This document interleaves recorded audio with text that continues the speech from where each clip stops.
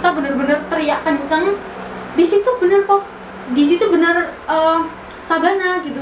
Iya mbak, turun aja, kok lewat situ mbak gitu. Mas gimana, kayak yang bawah tuh juga kayak kok nggak lewat jalur yang sama turunnya gitu. Kayak yang di bawah tuh juga panik, kita juga panik.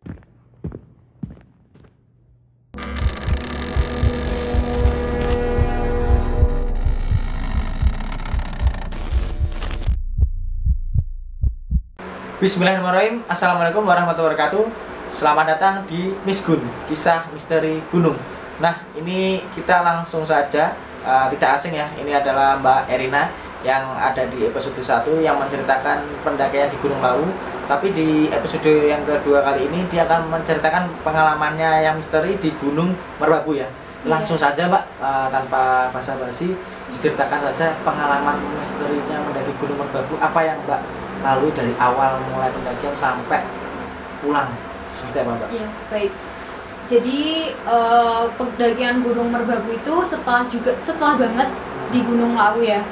Itu aku istilahnya kayak baru kedua kali muncak, diajak temen juga. Itu kita berempat, cewek 2, cowok 2. Nah di situ kita juga nyediain tenda 2, kapasitas 4 itu 2 gitu.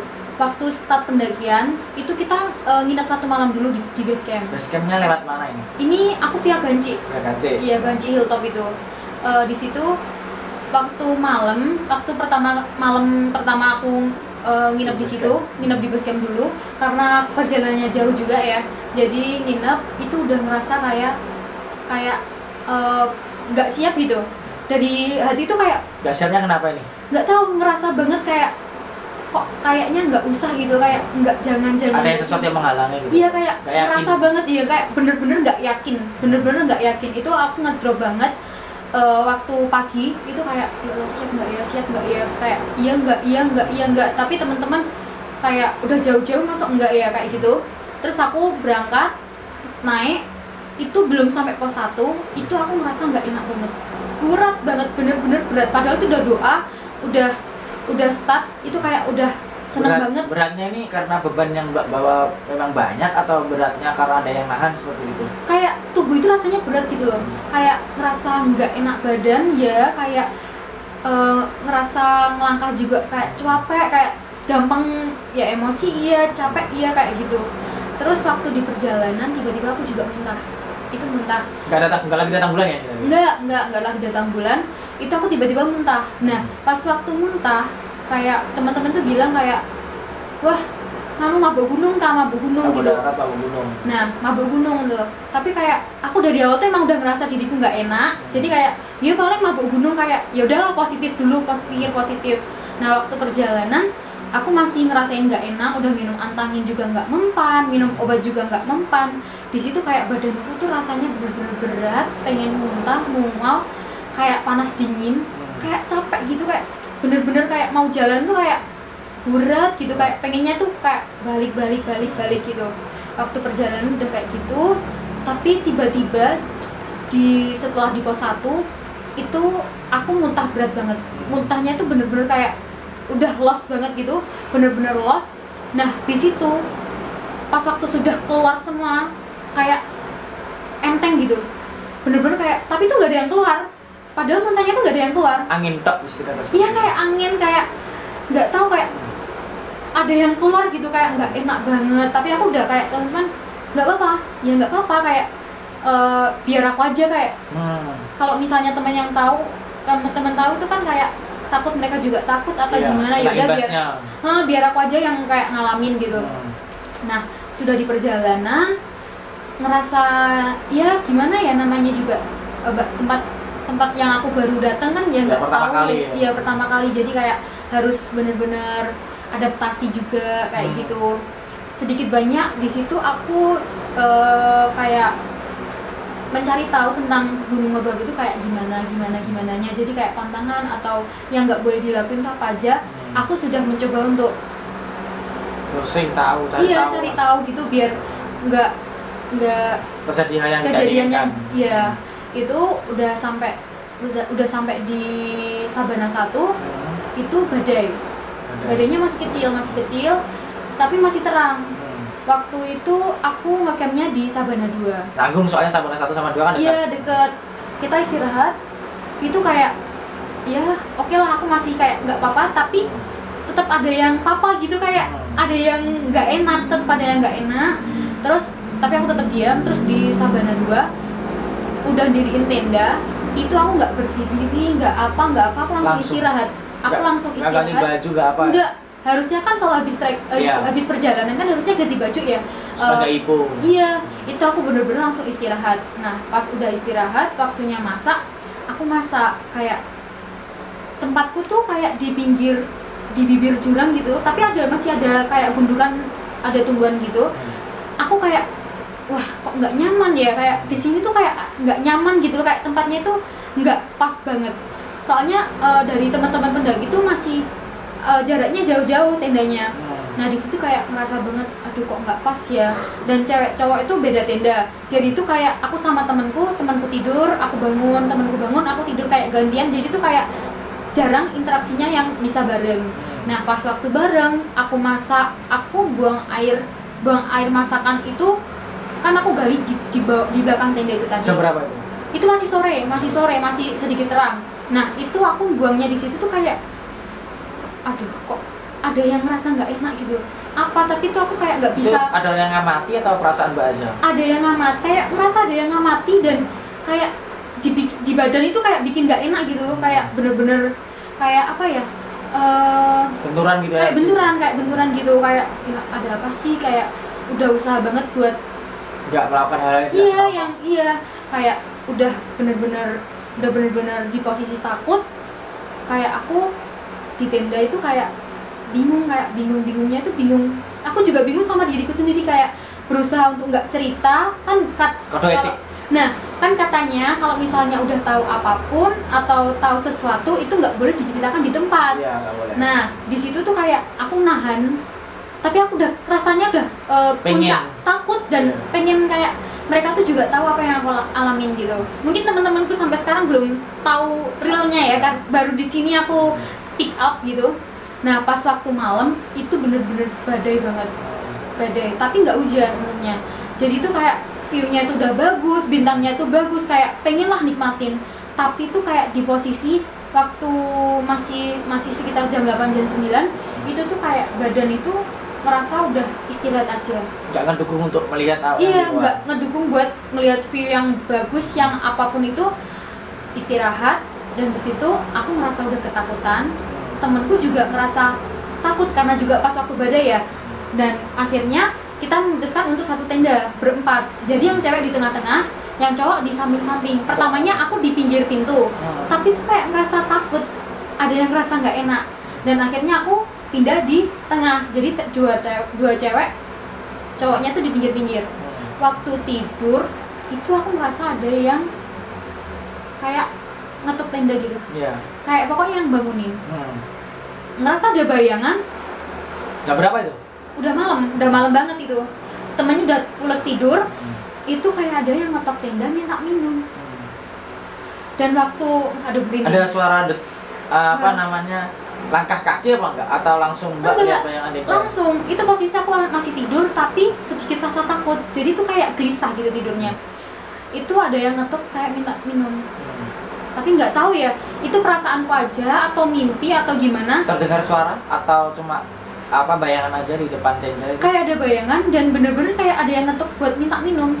Terus aku kasih, entah itu di mimpiku atau gimana ya, pokoknya tuh aku ngerasa banget di situ kayak aku melakukan hal itu.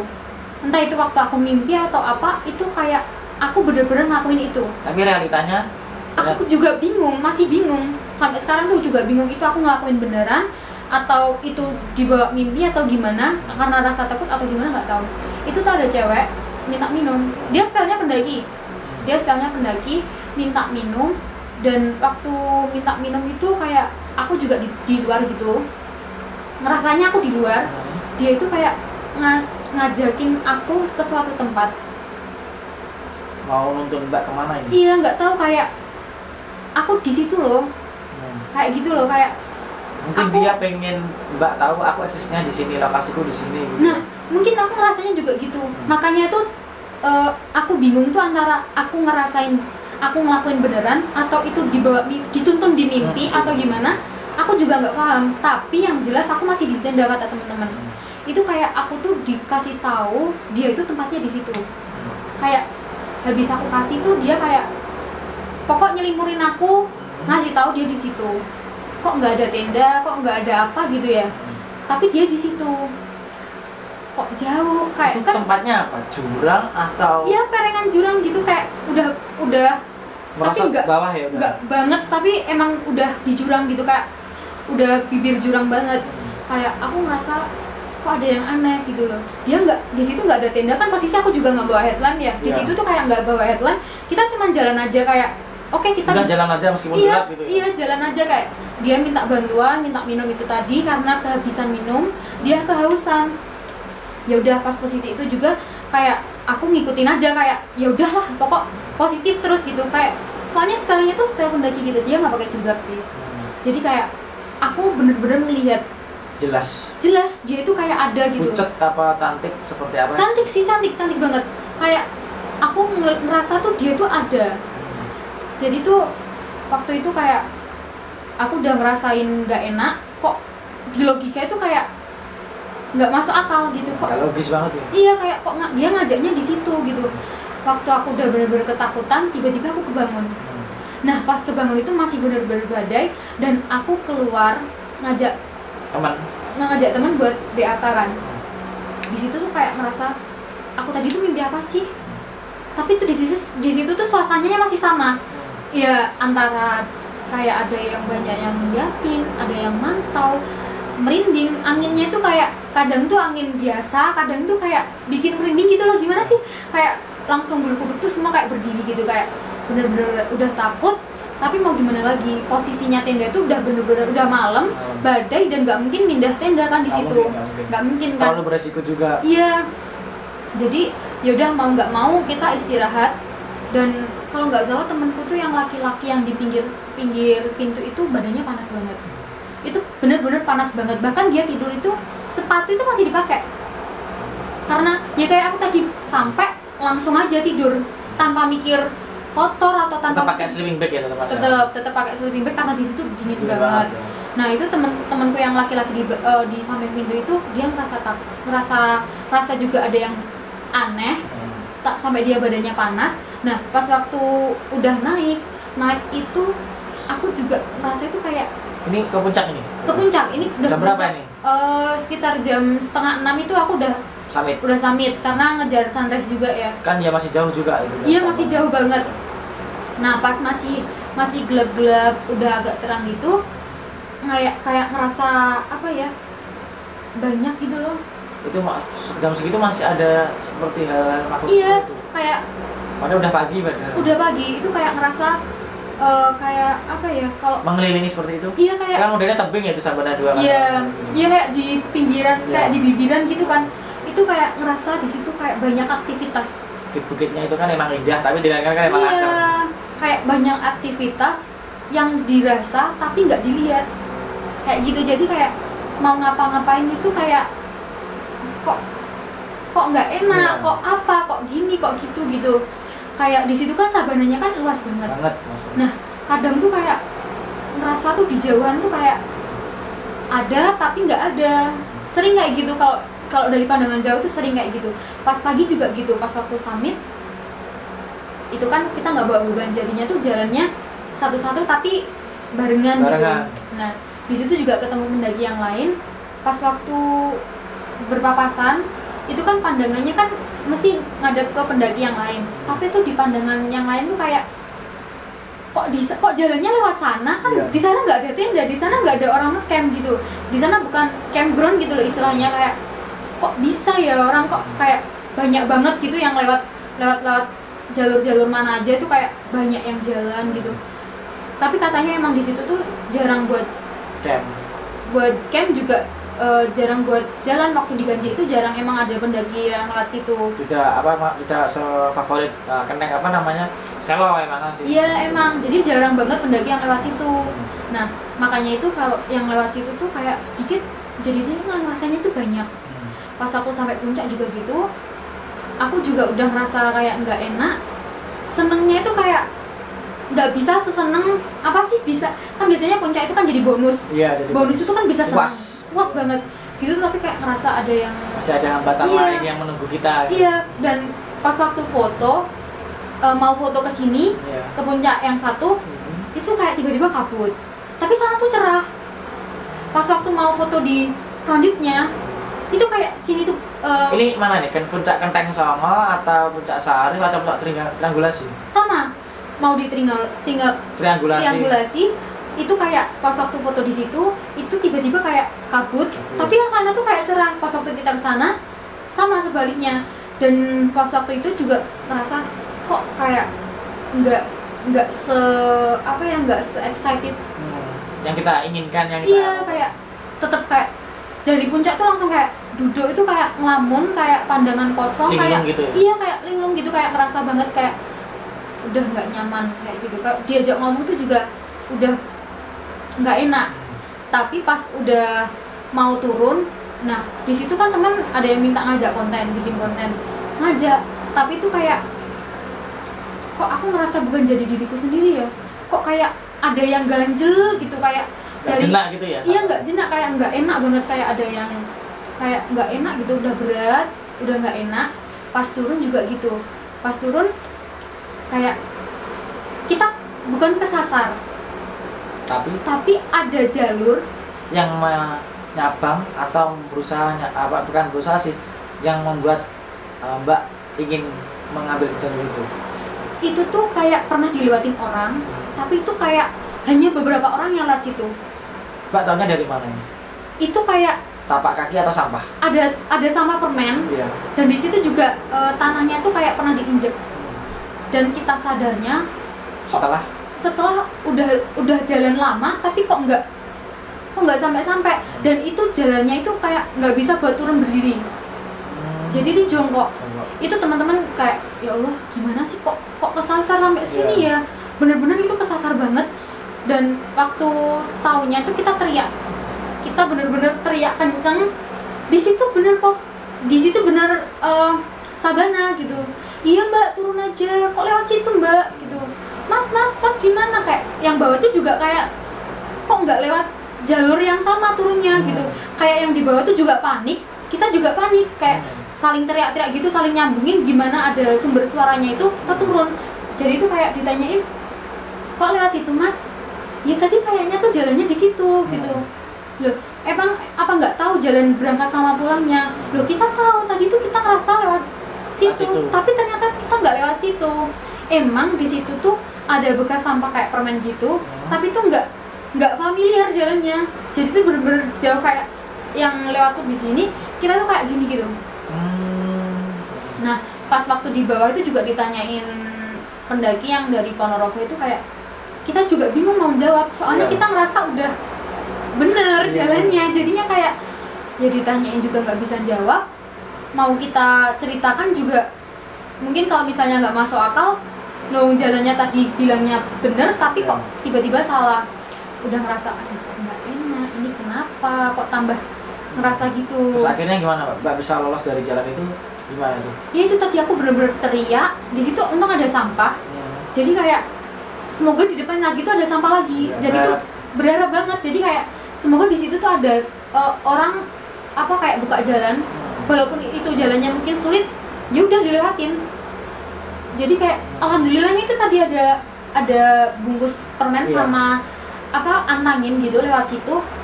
Kalau nggak tahu itu mungkin kita bakal naik lagi, tapi kalau naik lagi tuh jalannya nggak bisa buat naik berdiri. Iya, pasti apa ya, kayak merangkak bayi gitu. Iya, merangkak bayi. Pas waktu itu udah takut. Untung ada pendaki itu tadi, kita turun. Pas waktu bongkar tenda juga kayak yang aku bilang di belakang tenda itu tadi, yang ada kayak gundukan gitu, yang ada pohon-pohonnya, itu semak-semak banget ya. Itu biasanya orang kencing di situ. Jadi kayak apa ya? Mungkin mereka juga nggak suka atau gimana, atau mereka buang sampahnya di situ juga. Iya, mungkin mereka juga merasa apa ya, tempatnya tuh dikotorin gitu. Nah, kayak gitu, mungkin kayak gitu juga ya. Terganggu banget lah teman-teman. Iya, kayak gitu. Pas posisinya aku juga ngecamnya di situ. Pas waktu turun, kita masih lewat yang sama. Karena kan nggak boleh lintas jalur.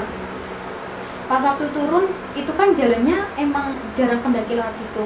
Itu kayak pas waktu aku muntah-muntah itu tadi kan kita udah turun tuh kan, itu kayak oh Masih ternyata ada gangguan lagi. nggak gangguan sih mas, tapi kayak oh feelnya itu aku dapet. Ternyata emang apa ya, kayak oh di situ tuh kayak ada, jadi kayak yakin banget gitu. Tapi Mbak menemukan nggak letak kesalahan dari rombongan Mbak di mana, dari mulai awal apa tuh menemukan nggak? Apa Sehingga ya, makhluk itu berusaha untuk mengikuti Mbak atau mengganggu Mbak? kalau dari aku sendiri sih aku udah hati-hati banget. Alhamdulillahnya di situ aku juga nggak lagi haid.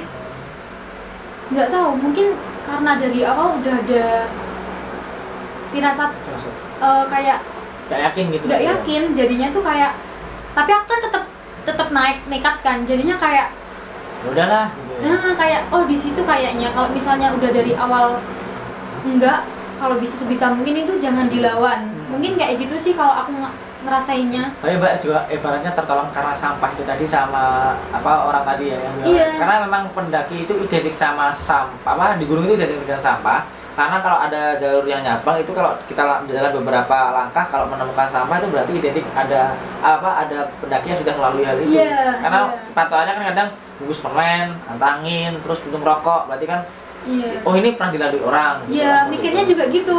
Untung itu kalau nggak ada itu mungkin kita udah putus asa juga sih. Iya. Karena memang kebersihan di gunung pendaki meningkat, sampah juga meningkat, kesadaran makin kurang. Gitu, Nah, seperti itu. benar. Karena juga di lain hal mungkin itu bisa menyelamatkan kita, tapi kalau kita jangan cuma dilihat aja sampahnya, kalau bisa kan diambil Iya, juga. iya. Itu memang pengalaman Mbak di Merbabu seperti itu. Ada Iya. tambahan lagi yang mau diungkapkan juga tentang di Merbabu itu? Mungkin sedikit ingin tahu ya, itu bener atau enggaknya gitu loh. Jadi itu kayak masih penasaran. Kan kemarin di invite teman-teman, ayo join ke Merbabu, kayak aduh aku belum siap.